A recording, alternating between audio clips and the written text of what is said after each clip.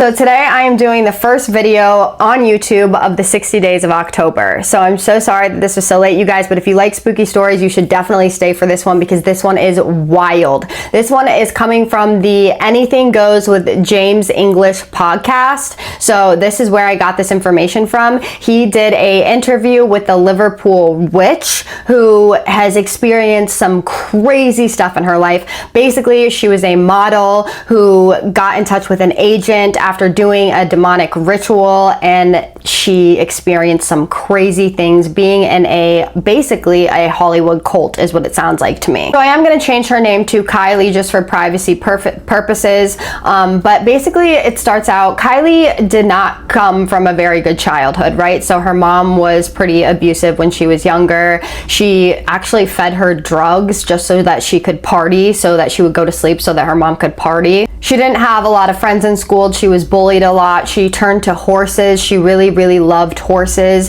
And for the first 10 years of her life, she basically thought that she was a horse. That's what she says in the podcast. This, I guess, was her way of coping with her childhood and just the trauma that was going on surrounding her life. One day, her mom gets a dog from her nan, and her nan gives them this dog. And apparently they had several dogs previously, or several pets previously, and they had all ended up dying in some way or another, either because they were neglected, they weren't fed, they were hit by cars. But in this case, this specific dog was a pretty expensive dog that was given to them by their nan, and it got hit by a car. Now, her mom was really afraid that her nan was going to be super upset by this, and her mom proclaimed herself to be a witch. So she would do rituals here and there, nothing crazy, just stuff when basically she was messed up or on drugs or drunk.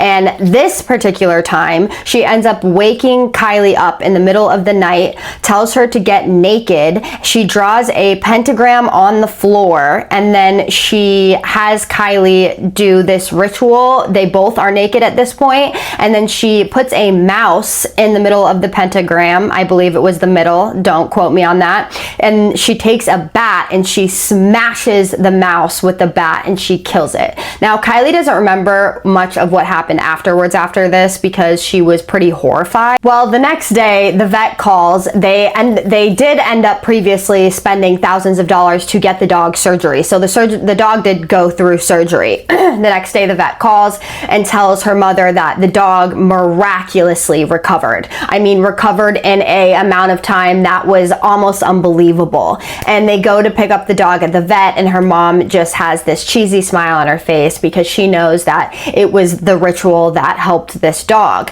Now, Kylie will remember this for later on in life, and this will play a big part in her future when she gets older. Well, as Kylie is growing up, she starts to hear spirits, and there's one woman in particular that speaks to her a lot, and this woman would help her stay out of trouble or help her get out of being battered, basically. So she would tell her things like don't go downstairs when she wanted to go downstairs and sneak food, or tell her not to do other things that could get her beat or hurt in some way. So whoever this woman was helping her quite a bit. She said that she also heard other spirits. She would hear spirits of passed on relatives and loved ones. She would hear spirits of other people's passed on relatives and loved ones, her friends, her family, etc. Well, when she turns 19 years old, she meets this man, and it's her mother's drug dealer, and she ends up being in a relationship with him, and he is an abusive person. So she unfortunately ends up getting pregnant by him, and she has 2 sons. At some point, he goes away for something. He is not in the picture anymore. She is completely depressed. She has no money. She's broke. At some point before this, she had done modeling jobs, and he had prevented her from doing any more modeling jobs. So he wouldn't even let her model. He wouldn't even let her look out the window by herself. Like I said, he was pretty abusive.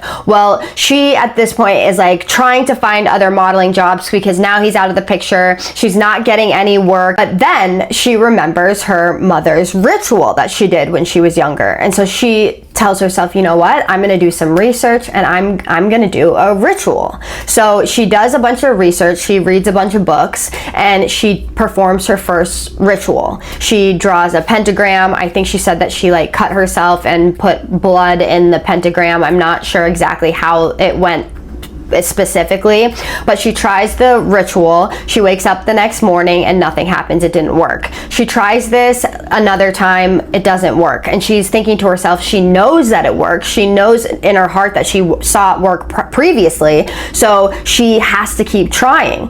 Well, the third time she tries the ritual, something happens. She said that the third time she tried the ritual, she had drawn the pentagram on the ground and she cut herself and did the blood work or whatever, and then something had taken over her body. She physically felt something take over her body, and she started speaking in a language that she later on realized was Latin, but at the time she didn't know what it was, and she didn't know Latin. So the fact that she was speaking it was pretty wild. So she's speaking in this language. She starts drawing symbols with her blood. She doesn't know what the symbols were. She couldn't even tell you what they were to this day.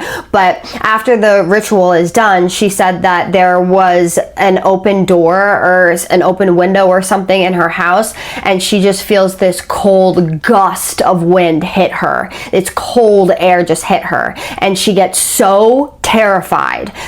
She felt so scared because of just the presence she was feeling that she runs to her bed, she runs underneath the covers, and she hides. And then she starts hearing these bells, and these bells are so loud, and they're just ding, ding, and they're so loud that they're literally, she feels it in her chest. Now in her mind, she's thinking, surely other people are hearing how loud these bells are. And apparently there is a church nearby, but it wasn't as close as it would have had to be for it to be as loud as it was. Well, she eventually somehow falls asleep. She wakes up the next day and nothing happens. She feels completely normal. Nothing really is going on. But something important to know is that the demon that she summoned during the ritual, I'm not going to say the demon's name, it starts with a B, is the demon of basically sloth and gluttony. Well, she starts to notice as the days go on that she is hearing this demon speak. She hears growling. She hears, hey, like this growling, hey, in her ear. And then she hears the demon's name in her ear. And she knows at this point that this demon is kind of controlling her and speaking to her. And she no longer is hearing the good voices that used to protect her. So that scared her because those voices, the good voices, were completely gone. Well, weeks pass. She's putting in her portfolio and she's trying to get jobs in fashion. And she said that she's 5'1". She didn't have perfect skin. She probably didn't have the body for it, but she was getting declined a lot. Well, one day this agent reaches out to her and asks her if she wants a job. And she had met with this agent. She said that she did not like him. Very arrogant, very misogynistic, just not a great person at all. Well, he ends up contacting her and saying, hey, listen, I got you a job. You know, you can make a bit of money off of it. You're just gonna have to let me take some pictures of you. And she said, okay, what's your commission gonna be? And he said, I'm not taking any commission. So she was like, okay.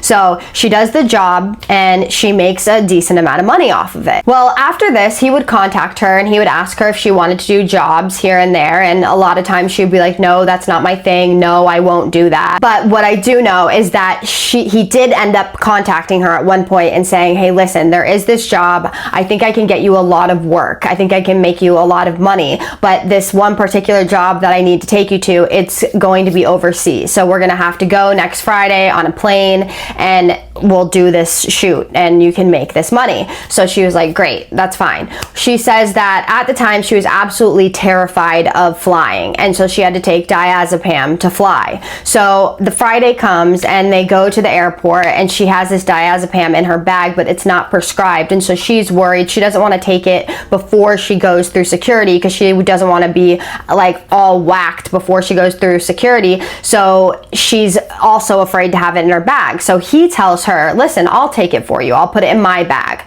So she's like, okay. So he takes it, puts it in his bag, and they go through the security. They get past security just fine, and they sit at a bar, they have a drink, and she's like, give me the diazepam. So he gives her the diazepam, and after this, she completely blacks out. She said that she had never blacked out from diazepam ever before in her life. But the next thing she knows, they landed in the country that they were in, and it's nighttime and they're at their hotel. They both had separate hotel rooms, but she is starting to come to from being blacked out as she's in her hotel room. Well, as she is getting ready for bed or doing something, he comes in and says, hey, listen, I need to take some photos of you. We need to do some content. So he hands her this black lace thing that she has to put on, and he's taking pictures of her, but he's also filming her at the same time. So she does the content for him, and then after they're done doing the content, she kind of reaches over to grab her cigarettes, and he grabs her while he's still filming. He grabs her butt while he's still filming, and she jumps like out of her skin, she says specifically, and she looks at him and she's like, what are you doing? Like, you're sexually assaulting me? Like, what is this? What do you think you're doing? And he was like, how could you, like, how do you expect me to help myself? You're so gorgeous. This is just part of the industry. You're gonna have to get used to this type of thing. And she said that she had actually seen this type of thing happen in the industry quite often. So in her mind, she was kind of like, okay, I guess this is just how it goes. And she just thought in the back of her head, like, he's a scumbag, he's a total piece of shit, but whatever, like, I guess this is how it is. Well, at some point he ends up taking her to this after party in this wherever country they are. She didn't name the country, and she walks into this after party, and she said that it was just a complete orgy. Like, it was just, people were just like having sex everywhere, and people were just off their faces on drugs and drinking. Well, at some point during this party, he ends up taking her into this room, and in this room are these three older men. They're from like their 50s to 70s, and they stand up and they're like, oh, we've been waiting to meet you, we've heard so much about you, and they shake her hand and they exchange, you know, formalities. And at some point they're sitting down and talking, and one of the guys out of the three men asks her, so Kylie, what's your party trick? And she says, she just looks at him and she doesn't know what he's talking about. So she just blurts out, oh, magic. And he goes, oh, so you're one of us. And at the time, she just thought that they were talking about drugs, but she would soon later find out that that is not what they were talking about. She said that at some point they were in a room, and this big man comes in, like this big man, and he's only wearing a pair of shorts, and he walks in with this girl, and this girl is just absolutely loaded. Like, she is on something, a lot of drugs, maybe super drunk, had probably been drugs, she doesn't know, but she can't even walk. She's just stumbling in. He's basically carrying her in. He puts her on this glass square table, right? It's glass square, and he just like throws her on the table, and her feet are hanging off and her hands are hanging off, and she grabs onto the table, and the table is one of those tables that spins, and he just starts spinning her, like spinning the table like super fast. And she said that he was spinning her so fast that she was holding onto the glass table, and the glass was cutting her because she was holding onto the glass so hard. So she said that her ankles, or like behind her ankles, are cut, her right here is cut, and she's just, blood is spewing everywhere as he's spinning the table. And she's looking around the room, and there's still people having sex, and she's like, what is going on right now? And eventually, after spinning her for a while, he just stops the table. He then picks her up, throws her over his shoulder, and then walks out. And at this point, she is like, what are these people into? What have I gotten myself into? This is wild. But she just thinks in the back of her head, these are just rich people with some weird fetishes that just have too much money. Well, she says that after they're walking out, they walk out, and when they're walking past the front door, there's a room by the front door, and she can hear that man and that girl having sex, and she can hear like the thrust of them having sex. And she said that each time that she heard like that thrust, he was saying something in Latin, and he, like, each time. And so she's thinking, they get in the car afterwards, and she looks at the agent, she's like, what did you bring me to? You know, this is crazy. I am not a porn star. This isn't what I'm into. This was absolutely wild. What was that guy doing with that girl? Like, that's insane. And the agent just looks at her and starts laughing, and he's like, they're in a relationship. That's just one of their weird fetishes. People have fetishes. This is part of the industry. Like, and he's laughing at her and kind of making her feel feel a little small, like, because she, you know, just making her feel stupid. So she was like, okay, well, I guess this is what that is. It's a weird fetish. After this party, she ends up going home. She lands in her country, which I'm not sure exactly what country it is. I think I know what country it is, but I'm just not going to say. But she ends up going home, and she gets a text message from him shortly after from the agent, and he says, so are you in our club or not? And she said that everything inside of her was screaming, no, do not do this. This is terrible. Do not do this. But that the demon that was in her ear basically made her say, yeah, I'm in. I'm all in. So she goes to more of these parties and they get, you know, they're crazy. They're very different parties than she's used to. And eventually she ends up going to this couple's house for her initiation. And she says that if she were to describe the couple to us, we would know exactly who they were, but she can't describe them to us. And she said that the minute she got out of the car and started and walked towards the door, the couple was outside waiting for her. And they were like, hi, Kylie, we've been waiting so long to meet you. We've heard so much about you. And the woman stops, looks at her dead in her face, and then just says, we're gonna take it easy on you. And Kylie was just kind of like, okay. So they go in, and she said that this house is absolutely massive. It's this huge house, and they're talking and they're having a good time. And at some point they're sitting around this table, and the woman says, let's play a game. So Molly at this point is thinking they're going to play like a board game or something. She's like, oh, okay, great. Well, that's not what game they were playing. They had like this little piece on the table, and they were spinning it, and each time they spinned it, it would land on somebody, and the woman would ask that person a question. And she spun it a few times. They did a couple rounds, and it landed on Kylie. And Kylie, the woman looks at Kylie, and the woman goes, Kylie, once upon a time, you did something very naughty, didn't you? Tell us what you did. And Kylie's like, I made a wish and it came true. And the woman just goes, yeah, and then spins it again. At one point, they're playing this game for a little bit, and they're talking and stuff, and at one point, one of the men stands up, and he gives a toast. And after he gives the toast, he just goes silent, and he does this with his hands, like this weird symbol thing with his hands. I don't know exactly what it was, but it was like this or something. I don't know exactly what it was.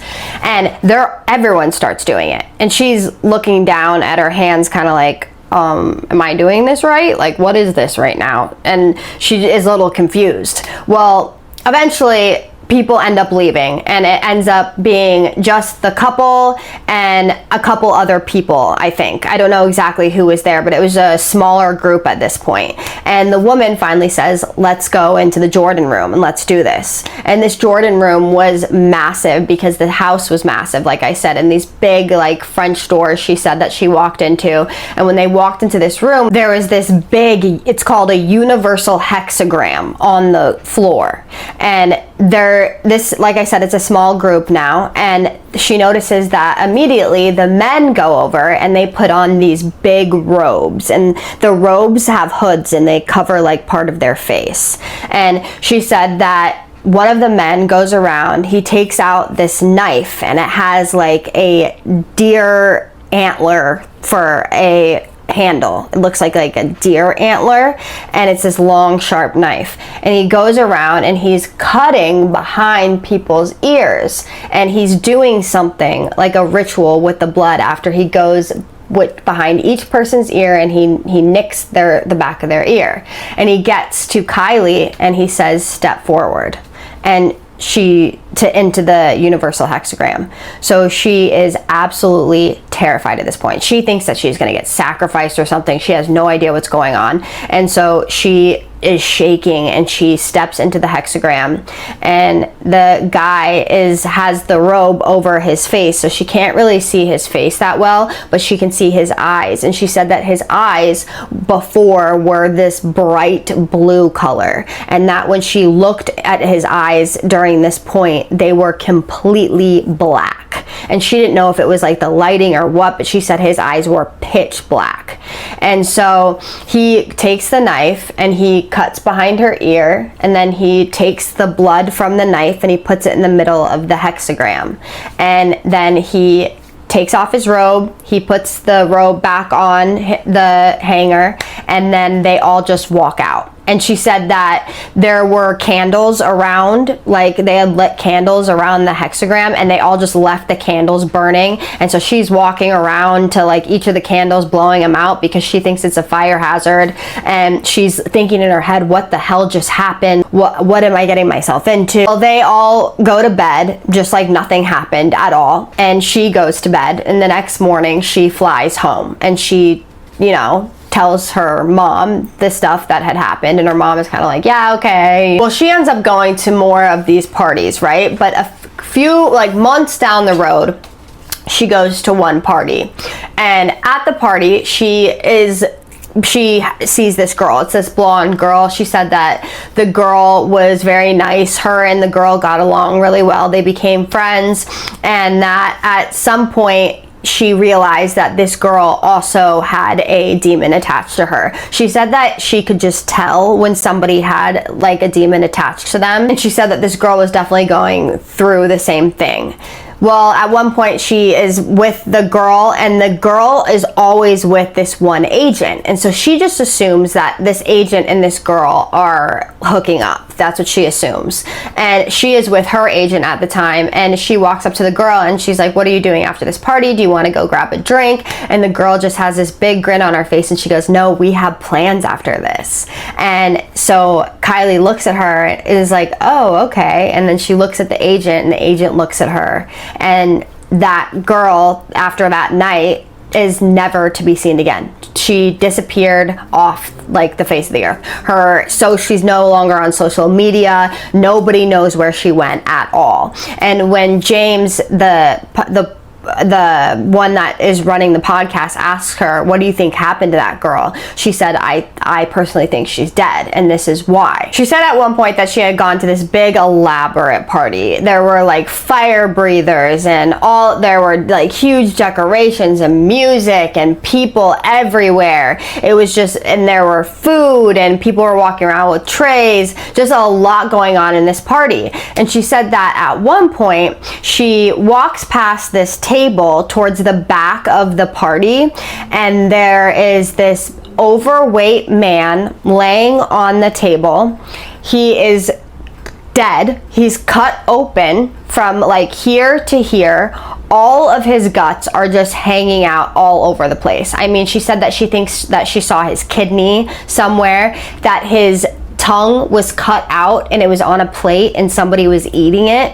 And she said that his eyes were out of their sockets. They were like hanging out of their sockets, and that he had like decorations like grapes and flowers and like plants like all decorated around his face. And she says that the minute she sees this, she flips out. She starts screaming and she's crying. And she says that this man who was at the party, who she had seen at other parties but had never spoken to, comes over to her and he grabs her. He like literally picks her up and he takes her to the side and he pulls her aside and he's like, you need to calm down. You need to calm down. You know, you're ruining this for everybody. You need to calm down. This is just art. Like, stop. You need to calm down. And she's like, fuck off. That's a dead body. That's not art. And she starts running down this hallway because she's looking for a bathroom, probably to throw up.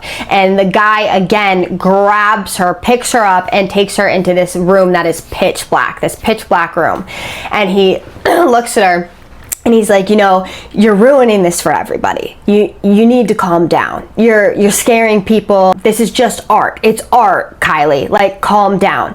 And he's like, drink this. And he sets down this drink. And she's like, no, I don't want to drink. I don't want to drink. Something important to know is that Kylie doesn't drink. She doesn't drink. She doesn't do drugs, probably because of some of the things that had happened to her in her childhood. And she just didn't agree with drugs or drinking. So she wasn't a drinker and she didn't do drugs. So she's like, I'm not drinking that. I don't want to drink. I don't want to drink. And he's like, drink the drink. So she eventually ends up drinking the drink, and she starts to sip it a little bit, and she immediately realizes that the drink has drugs in it. She's been drugged, and she has this out of body experience, or this spiritual experience, where she's dancing with this man that she had, this old man that she had met in the beginning, and she's dancing with him, and half of his face is human and the other half is demonic, and she's just dancing in this room with him. And then she comes to again, and the drink is still kind of halfway full, and he's like, you need to finish that drink.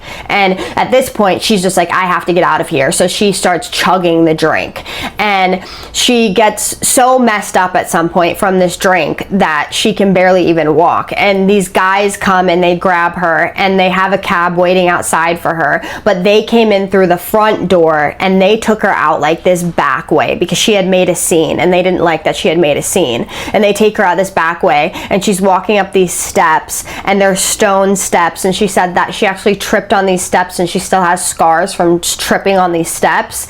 And she gets into this car, and the driver takes her back to wherever she was staying. Well, the next morning she flies back home, and she gets home and she tells her mom, she's like, listen, they were eating people, like they were eating a dead body and all this stuff. And her mom just looks at her and goes, I think we need to call the mental health services. So at this point she's like, oh God, I can't tell anybody about this. Like, I have to keep this to myself, but I can't keep doing this. I don't want anything to do with this anymore. This is crazy. I want nothing to do with this. So she said that after this, she had made the decision that she was done with this. And she would still get emails constantly about going to these events, and she would just ignore them and ignore them. And she said that her agent called her so many times that she eventually had to block him. And she said, listen, I want no part of this. If I owe you anything, let me know. And then she blocked his number. About 4 to 8 weeks passed. It was a good amount of time where she was left alone. Like, she got these emails every once in a while, but she was left alone for the most part. And she at this point thinks that she's okay. She's like, okay, I got out of this. I'm good, I'm okay. But then she starts receiving the pictures and the letters in the mail. So people are hand delivering things to her house, obviously when she isn't home or looking, in these envelopes, and they're showing her pictures of her talking to her kids. She didn't have her daughter at the time, but there's like a very specific picture she talked about where she was in this park, and it was this very small park that there's no way that she would not have noticed somebody taking a picture of her, especially from where she was standing. She said that she was standing like kind of sideways, and that her sons are facing the camera, and they're just kind of smiling in the picture, and basically they're taunting her with pictures of her and her kids. Now, she's obviously rattled by this, but she's not really giving in. Obviously, she wants nothing to do with this, and these messages and these pictures keep coming.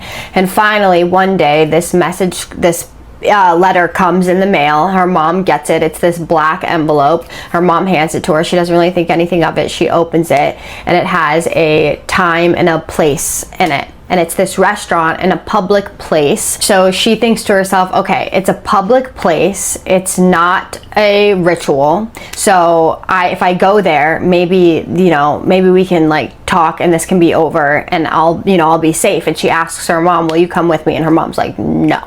She's like, okay. So she goes to this restaurant by herself, and she sees immediately these 3 men there, the same 3 men that she always saw, the same 3 men from the beginning. And they stand up and they give her a hug and a kiss, and they're like, oh, Kylie, we've missed your presence, blah blah blah. And she's just kind of like, okay. So they're like, we ordered for you. And she's like, okay, you probably poisoned me. And she said that she took a picture. She got like a caprese salad, or capri salad, I forgot how you pronounce that word, and she still has a picture of it on her phone. And she's eating, and then they're talking a little bit, and she has this drink in her hand, and she accidentally spills the drink on herself, and she's like, oops. So she goes like wipe it off, and one of the men stands up, and he goes, don't make a scene. And she's like, what? I just spilled my drink on myself, like I'm not. And he's like, listen, I need you to deliver this envelope at the next round of modeling that you do, because I forgot to mention that she was finding like these little modeling gigs here and there, and she ended up doing this swimsuit competition. And so she was in the middle of, she got into like the finals of this swimsuit competition, and they obviously knew that she did. So when he handed her this envelope, he said, when you're at this last round, someone's gonna come up to you and you need to give them this envelope. And if you give them this envelope, we'll leave you alone, basically. So she's like, great. So she takes the envelope. She goes to the final round of this bathing suit competition. It finishes. She's walking around. No one has come up to her yet. And so she's like, okay, is anyone going to come up to me? The letter's in her backpack. And she goes outside to smoke a cigarette.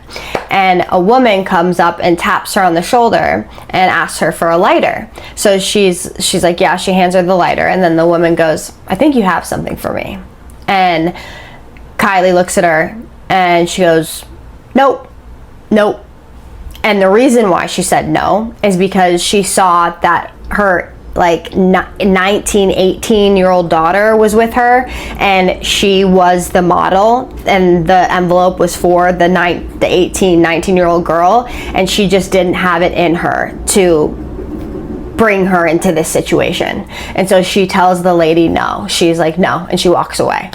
And this would be the start of just pure hell for her. After the competition, she's walking away, and I guess she's going to she was walking just down some road, and this girl comes up to her, and she's hysterical. She's frantic. She's crying. She keeps telling her, I'm not safe. Call the police. Can you call the police? And so Kylie's like, yeah, sure. She hands her phone, and the woman is like, no, I can't call the police. You have to call them. I can't call them. You have to call them. And she's like, what? Why? And she's like, I'm not safe. She just keeps repeating that, and she won't tell her why. She won't tell her what's wrong. And so the woman finally goes, can you give me a lift? And Kylie's like, no, I can't give you a lift, love, but I'll walk with you wherever you need to go. So they start walking, and the woman is still super rattled, very scared, absolutely hysterical, won't tell Kylie what's going on. She just keeps repeating that she's not safe. Well, suddenly Kylie was standing with her back like this way, and the woman was standing this way facing Kylie, and suddenly the woman's face just goes pale white, and she just starts screaming, and then she runs down the road, has no idea where she goes. Now, Kylie has a bit of a sense of humor. I noticed this within like watching this podcast, and she turns around and she sees that there's this man standing there, and he has like these red mahogany shoes on, these like alligator red mahogany shoes on, and she looks at the man and she's like, what did you do to her? And just kind of like laughs about it. And he just looks at her and goes, I don't know, give me the envelope. And she's like, what? And he's like, Kylie, give me the envelope. And she, at this point, realizes who it is. And it's the same man that she had seen in the beginning. And I'm pretty sure, if I'm not mistaken, it did sound like this, that it may have been the same man that she danced with in that vision that she had after she had taken that drink. That's what it sounded like to me, at least. I could be wrong about that, but that's what it sounded like to me. But she did say that she believes that this was the head guy of everything. And she realizes this, and she starts shaking, and she grabs into her bag and she hands him the envelope. And after this, he just walks away. Well, she then gets into her car and she drives home. And at some point along the lines, she gets invited to this party by somebody. It was one of her friends, and it was far away. And she decided that she was going to drive there, and she wasn't going to stay the night there. She was going to drive back that night too. And she doesn't drink, so that's why she didn't want to stay there. So she ends up going to this party or whatever it was, and on her way back, she stops at this service station, which I believe, she said service station, but I believe because she's from a different country, and I believe she meant gas station. So she stops at this gas station and she goes to grab a coffee, and as she's walking out of the gas station, she bumps into this man and she spills her coffee all over this man. And this man, she's like, oh my gosh, I'm so sorry, I did not mean to do that. And the man was like, oh no, you're fine. And she said that he had this crazy accent, that she had never heard it before. It wasn't English, it wasn't like anything that she had ever heard before in her life. It was just absolutely this wild accent. And so she, doesn't get another coffee. She just goes and gets in her, goes over and walks to her car, and she goes to get in her car, and she said that this man who she spilled her coffee on, by the way, he was wearing like this biker outfit, like this leather outfit, and he walks up in front of her car and he sets a coffee down on her hood. And so she's like, oh, thank you, thinking that he's just, getting her another coffee to be nice. So she gets out of her car, he doesn't say a word to her, and she takes the coffee and she gets back in her car and she starts driving her car. And she is drinking the coffee and she starts to feel a little sick.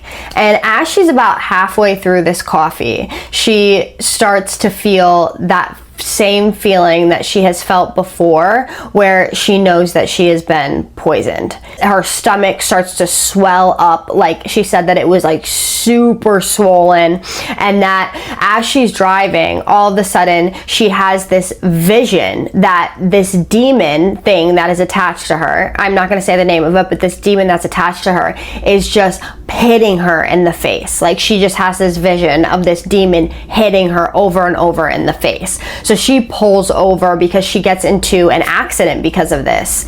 And so she's on the side of the road and she is not feeling well at all. And all she keeps thinking about is that she needs to get home to her kids. She has to get home to her kids. So she calls somebody to come help her. And the person who comes to help her, when he looks at her and he goes, what happened to your face? And she's like, what do you mean? And he's like, you have a black eye. What happened to your face? And she looks, in the reflection, and she sees that she has this giant black eye. And he's like, when you got into the car accident, did you hit anything? Did you get hit by somebody? Did someone punch you? Like, what happened? She's like, no, I just hit the curb. No one hit me. Like, obviously something happened with this demon. Like that vision that she had, she thinks that it was the demon that gave her the black eye. So she gets back home and she is sick. Very sick. Her stomach is like super swollen, like out to here. She can barely even walk. She's falling asleep. She's sleeping all the time. Her mom has to wake her up constantly. She said that every time her mom would wake her up to like actually get up, she would literally roll down the stairs and then just fall asleep on the couch. And at one point her mom had to call an ambulance because she stopped breathing. And so the ambulance comes and picks her up. They go to the hospital. The doctors tell her that she is just constipated, that it's just constipated, and they're just trying to give her laxatives. And she's like, I am not constipated. That is not what is happening to me. Like, I am fighting a demon right now. She doesn't say that to them, but she just knows that she's fighting a demon. That's what's wrong with her. And obviously she was also poisoned. So she they send her home after that, and she ends up getting really sick again. She's just not getting any better, and she has to go back to the hospital. So they go to a different hospital this time, and the hospital tells her the same thing. They're like, listen, you're constipated. It's not serious. There's nothing that is wrong with you. You just are constipated. And they're trying to give her laxatives again, and she's like, I am not constipated. That's not what's going on with me.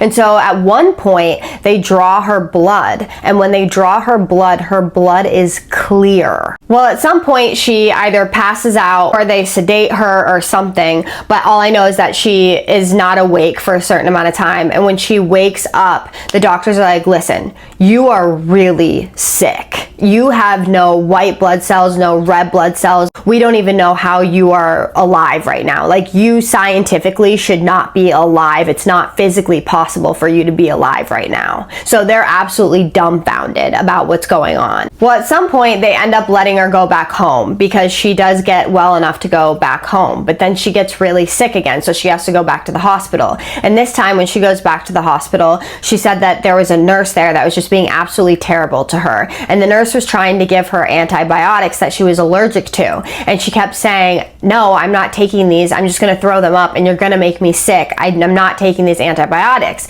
And the nurse was trying to make her take them, and she's like, listen, no, I'm not taking them, I'm going to get sick. So the nurse takes her file and throws it at her, and so she grabs it and is like, what is this? And she's going through the file, and nowhere in her file is anything about any of these blood transfusions, about anything that has to do with her blood or what happened to her. And so she's really confused of why they didn't document any of this. And another nurse ends up walking in and looks at her and goes, why do you have that file?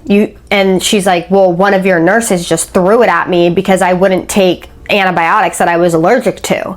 And that other nurse that asked her why she had it is like, well, you're not supposed to have that file. And so she said that she felt so uncomfortable that she just left the hospital. Well, at this point, she's at home and she's just getting sicker and sicker, and she's going to all of these spiritualists. She's tried everything. She's tried shamans, she's tried clergy, she's tried exorcists, she's tried everything, and nothing is helping her, until finally she goes to this man, and it's some type of spiritualist. I'm not certain what exact type it was, but this man goes, listen, as soon as she walked in the door, he says, you brought a friend with you.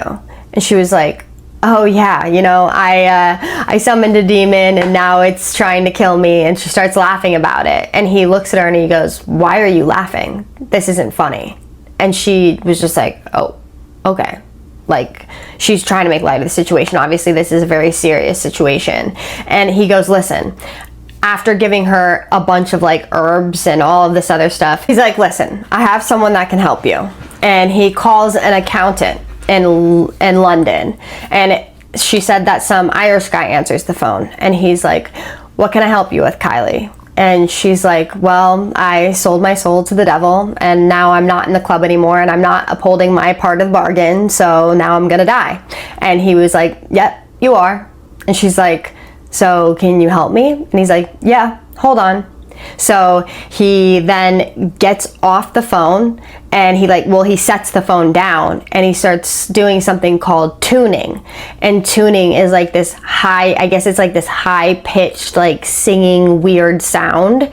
And she thinks it's absolutely hysterical. She starts laughing, and she's looking at the other guy, and she is like, you guys are just a pair of groomers. Like, you're just another pair of groomers. Like, this is not real. Like, what is going on here? And she's like, what is this? And the other guy who put her on the phone with the accountant is like, trust him. Well, after he does this, he gets back on the phone and he goes, listen, I can get rid of your demon, but I can't get rid of your contract. You're gonna have to do that on your own. And she's like, how? And he's like, you'll be shown the way. If this is supposed to be the way for you, and if you actually don't go back to the club and you do what you're supposed to do, you'll be shown the way. Now, something to say real quick before I go into the rest of the story is the whole accountant thing. She said that there are people out there, like accountants and regular people, who do these type of things, like exorcise demons, like this person did over the phone with her, that don't want anybody to know that they know about this type of thing or that they're in this type of stuff. So she couldn't give us the name of the accountant or anything like that, but she said that people like that are everywhere that we just don't know about. And so to backtrack a little bit and talk about what she did after she met with this accountant, or didn't meet with him, but just got off the phone with him, is she went and saw a blood nurse because she wanted to know what was going on with her blood. And she said that the only thing that kept her alive was adrenochrome. And if you guys know what that is, that's like the whole adrenaline blood theory, you know, that was like circulating around about Hollywood, like taking it and it having all those crazy like youthful side effects. She said nothing about like the youthful part, but she did say that that was the only thing. She was given that and it was the only thing that kept her alive. Well, she's still getting letters in the mail. She's still getting pictures in the mail. About 6 months passes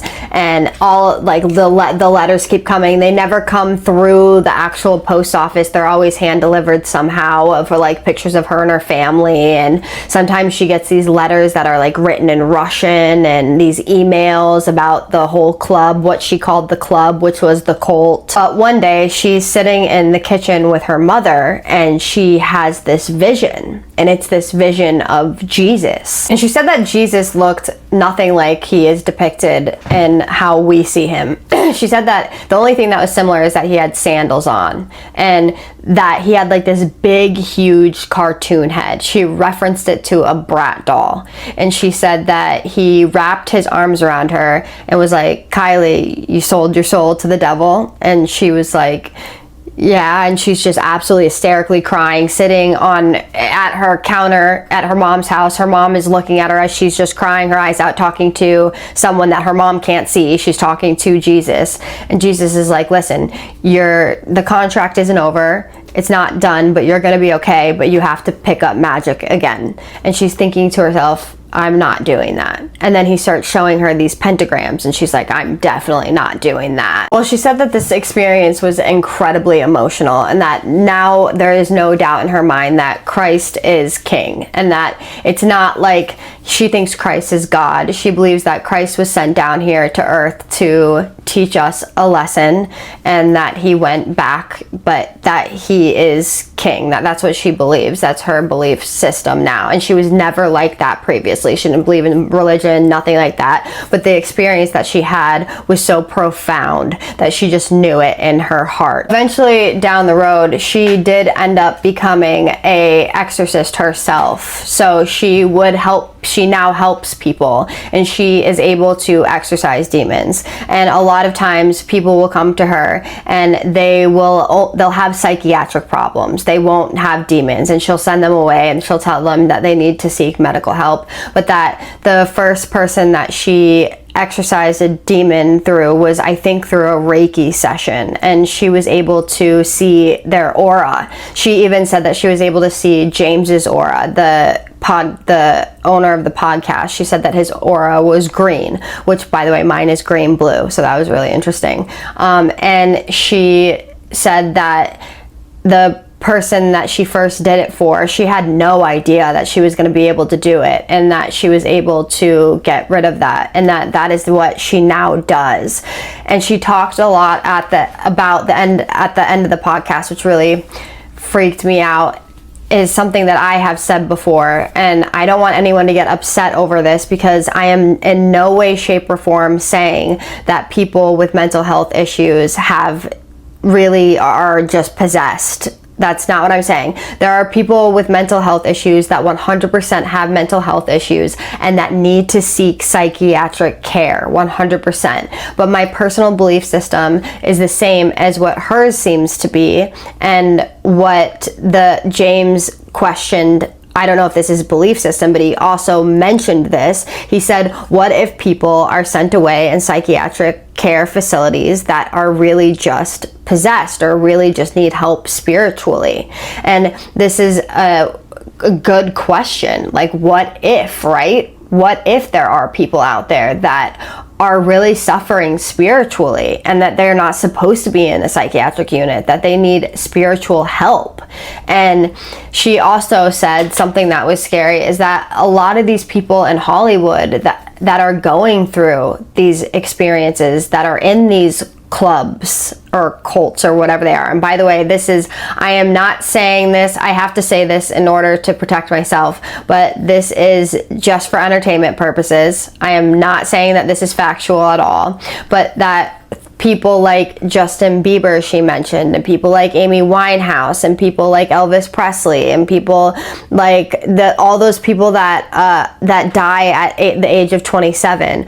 Like, are they really dying from what they're dying from, or are they being unalived or killed, or are they just losing their minds because of what they've gotten themselves into? Because she thinks that what she got into, she only saw the surface of it. She only dipped her toe in it, is what she said specifically. She thinks that it gets so much worse than what she saw. She thinks that they only showed her a very small portion of it to see how she would react. Like, they kind of like groomed her a little bit and took her to each thing got a little bit worse, and they watched how she would react at each gathering.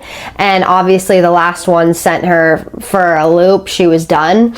But that she thinks that it gets so much worse, and that some of these celebrities because she saw some of them, a lot of them at these gatherings, that this is why people like Michael Jackson lose their mind. And she said, like I said, Amy Winehouse and Justin Bieber. And she thinks that a lot of times, she didn't say that she saw any of these people at these gatherings, but she said that, you know, that this could be why, because they're in these types of cults, or that they were groomed at such a young age and brought up into seeing these types of things, that they just absolutely lose their shit. She also brought up something else that I thought was really interesting, is demon face syndrome. There's a medical condition called demon face syndrome, and it's where people see people's faces as demons. And she said that she doesn't think that this is a medical condition, that she thinks that people are actually seeing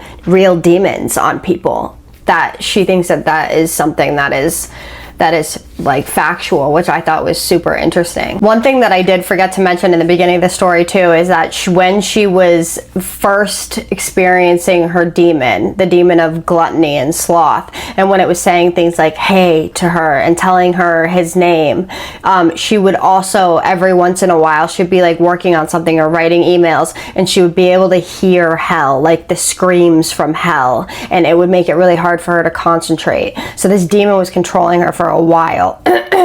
But the bottom line is, and I'm not gonna like recite the whole entire podcast, obviously due to copyright, but she is now a spiritual healer and a spiritual exorcist. She helps people. So she got out of the club. She says that she still does to this day get emails still to this day, and letters, and I think pictures. She said she still gets pictures and stuff.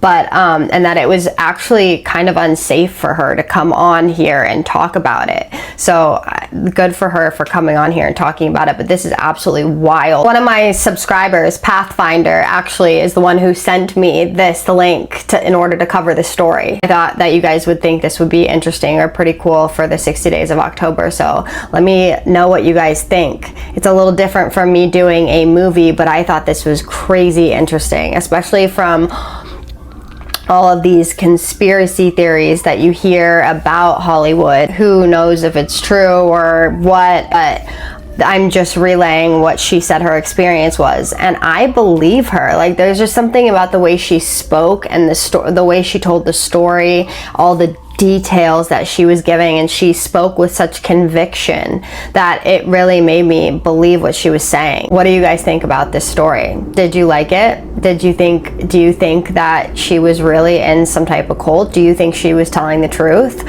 What do you think about this whole Hollywood agenda, where the parts of Hollywood is in cults, and that there is higher ups and there is all of this spiritual demonic connection to power and money? It's a scary thought, right? It's a very scary thought. Let me know what you guys want me to cover next. Feel free to send me links, send me anything you want me to cover, whether it be a movie that you want me to cover that's based on a true story. It does have to be a true story. There does have to be truth behind it, or an article, or maybe a story that you guys have heard a long time ago that no one's ever covered before, or just something that you find interesting. Send it to me and I will do my research on it, and I'll try to cover as many of them as I can until we get to Halloween. And if I can do more than one in a week, I will. I'll do my best to try to make up for the time lost in September. And guys, make sure you go watch this episode. It's called Anything Goes by James English. And I can actually, hopefully I can link it in this video. If I can link it in the description, I will. But definitely go watch it because it's an awesome podcast. The whole podcast is really interesting. They talk a lot about things at the end that are super interesting. So definitely giving credit where credit is due. Bacon Save 1144. You left a very nice comment. Thank you so much. You commented on my storytelling style, and I really appreciate that so much. Thank you for your kind words. Thank you for coming to my channel. Welcome. Thank you for commenting and pushing my video out. I really appreciate that. I hope I continue to see your comments and your profile picture because I love it when new people come here, especially kind people. I have a very kind community here, and you seem like a very kind person, and I just wanted to show you my appreciation. And I always tell people this because I do. I love you. Bethany Crocker 7907. Thank you so much. You also said that you are new here. I appreciate your comment. That was so nice. You also commented on my storytelling style. I know that this style was a little different tonight because I was telling a story off of memory, so it was probably sounded a little scrambled. I hope not, but I tried.